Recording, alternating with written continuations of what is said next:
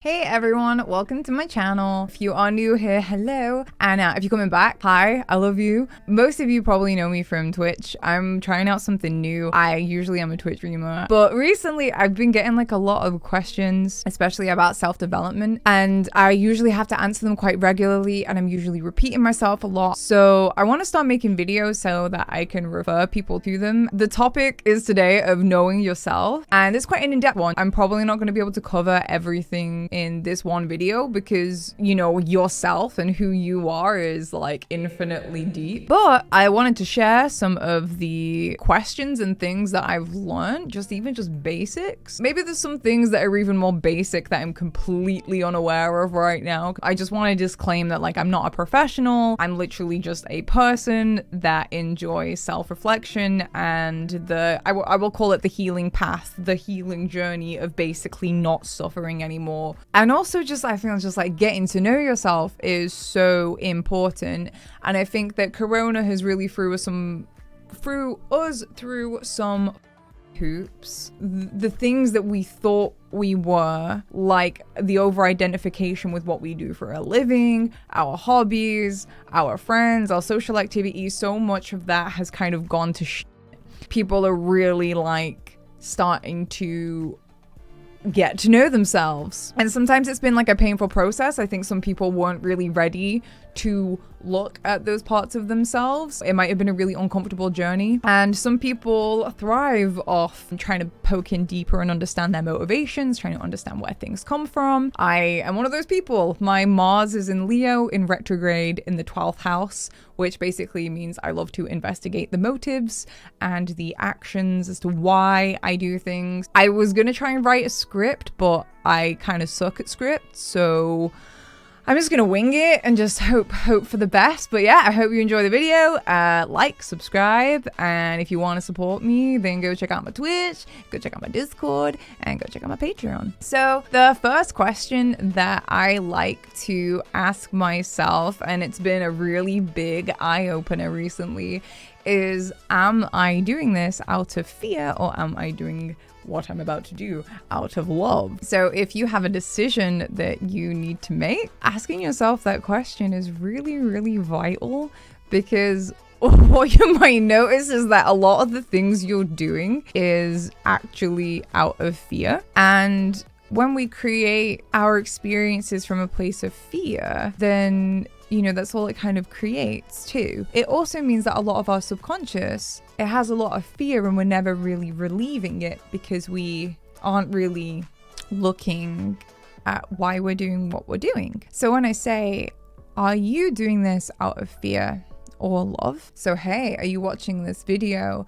out of love for yourself to, hey, maybe I can start to get to know myself? Or is it out of fear that if you don't get to know yourself, you might never live a fulfilling life? And really just kind of asking yourself those questions and really sitting with it and exploring it has been one of the most like life-changing questions I have ever asked myself. And it's also empowered me to start acting more from a place of love. And the beautiful thing is when you start acting from a place of love, you don't really lose anything.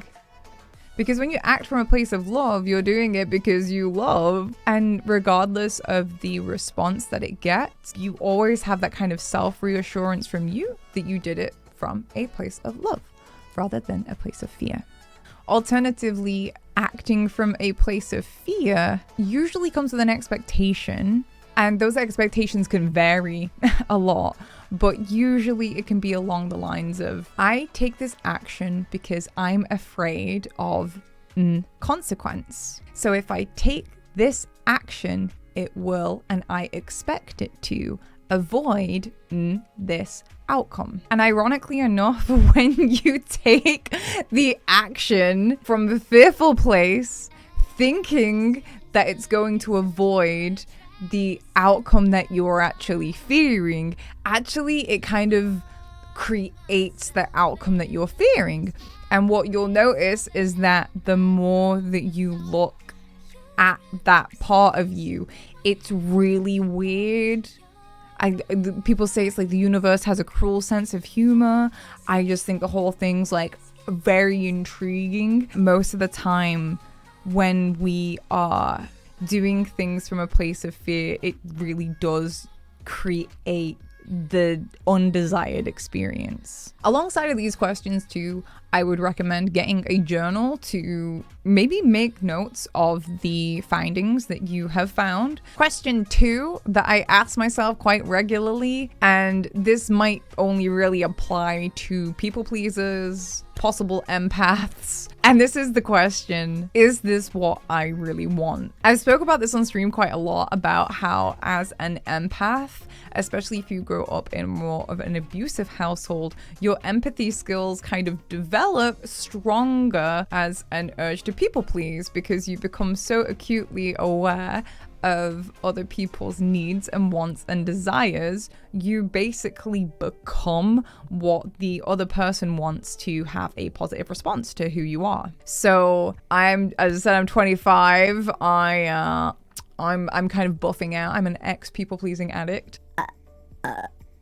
And I had definitely noticed that sometimes I did things that I didn't really want to do, but I did it because I wanted to please the other person, but the action itself was not something I wanted. So getting to understand further about your wants from things. So again, I find a lot of us do things because we want people to feel good. We want people to like us. We want a certain thing, but we have and take an action to achieve what we want by acting or taking action or participating in something that we don't actually want. And honestly, I've fallen victim to this quite a lot, where I have done things that I don't want to do because really I just wanted an outcome that was different to the actions that I was doing, and because I thought it would get me the outcome that I wanted. And what I found within that was it caused a lot of sadness and unhappiness. I would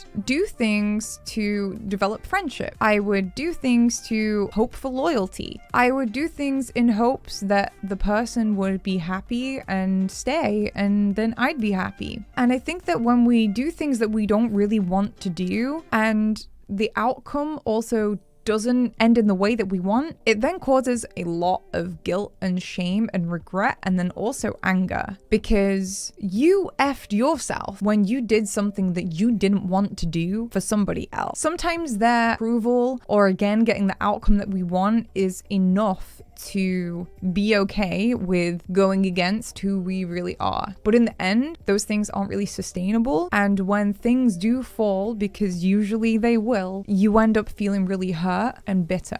And I think in those kind of moments too, be compassionate with yourself, because these things we are not taught really how to self-reflect and understand why we are doing what we're doing, and understanding the desires that we have and the want that we really have. So asking yourself again, is this what I really want? Do I really want to do this? Really just try and ask yourself, what is it that you want?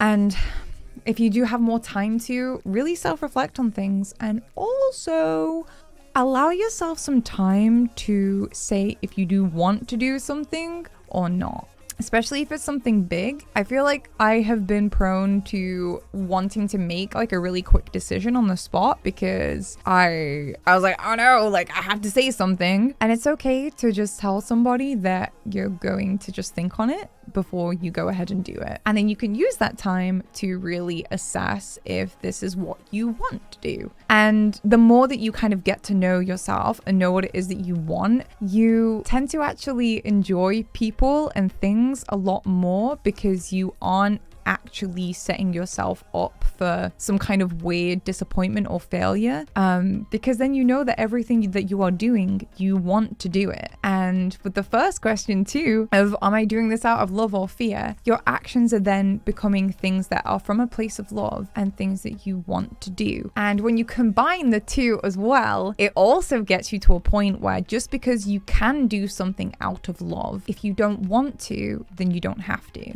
And lastly, I'll end with question 3, which is, what are my expectations? What do I expect from this? It really pairs well with number 1 and 2. Okay, so you do things out of love and you want to do them But then there's the last hurdle of why.